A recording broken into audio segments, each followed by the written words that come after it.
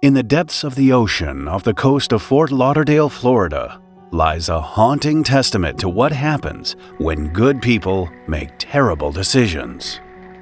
It all started as a grand vision to recycle discarded tires and create an artificial reef to lure new marine life. But after dumping over 2 million tires into the ocean, the artificial reef would soon devolve into an ecological nightmare. As early as the 1960s, artificial reefs were gaining popularity worldwide. With no way to recycle rubber, many countries started experimenting and dumped vast amounts of tires into the ocean to create reefs. The concept of the Osborne tire reef took shape in the 70s, emerging as a proposed solution to the mounting landfill waste crisis. Environmentalists and entrepreneurs came up with the idea, believing that it would serve as a sanctuary for marine organisms. Their vision was to create a habitat that would support the underwater ecosystem and lure divers and tourists into exploring its wonders. It was thought to be a win-win situation. The plan would lay the foundation for renewed coral growth and simultaneously address the tire waste issue.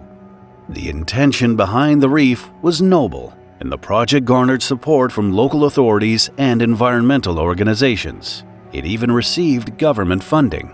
A multitude of boat owners volunteered, and the Goodyear Tire and Rubber Company lent a helping hand, providing essential equipment.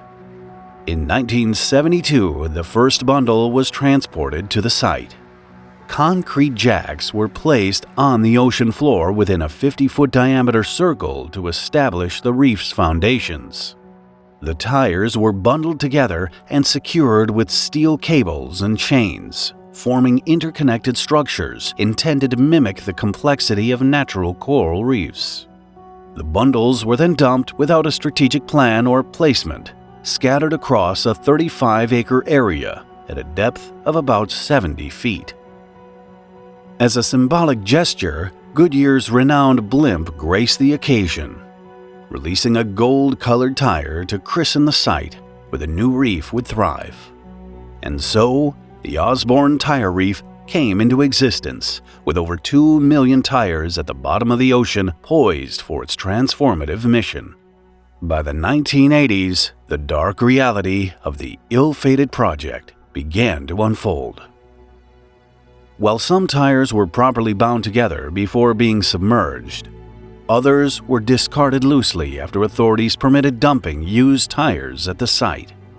Moreover, the steel clips that secured them quickly corroded in salt water.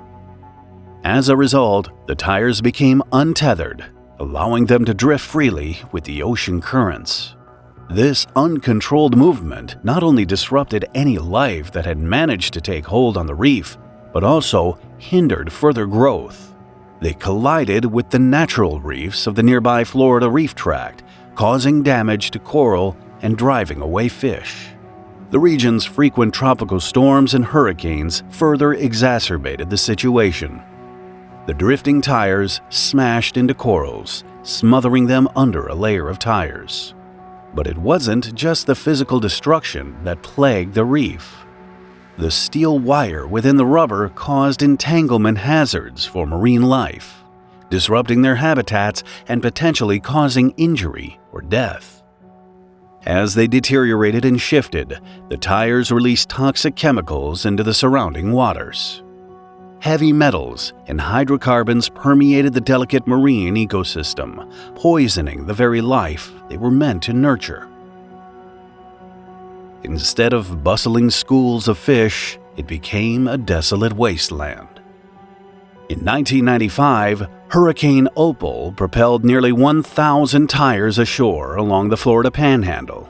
Then, 3 years later, Hurricane Bonnie washed up tens of thousands more on the North Carolina coastline. The grim reality of the failing artificial reef became undeniable, demanding urgent attention. In 2001, the Faculty of Ocean Studies at a local university took the initiative to organize a cleanup operation at the site. But the task was daunting, and the progress was disheartening as only 1,700 tires were removed at an astounding cost of $17 each.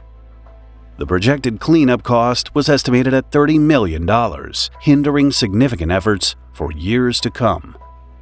But hope reignited in 2007 when officials sought assistance from the military.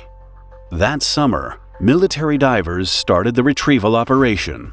They bundled and lifted the tires from the ocean floor, transporting them to a recycling facility in Georgia, where they were turned into a tire-derived fuel for a paper mill. In the first month alone, they successfully removed 44,000 tires, and the total count reached over 70,000 by the end of 2009. Despite the efforts, several 100,000 of the estimated 2 million tires still rest in the coastal waters of Florida. As the fight to undo the damages continues, the battle is far from over. Broward County also sued involved parties for environmental damages and cleanup costs. This legal battle is ongoing. The shattered coral reefs, toxic pollution, and desolate underwater landscape bear witness to the irreversible damage caused by the Osborne tire reef. Watch this episode next if you found this video interesting. Please add a like and leave a comment if you want to support the channel.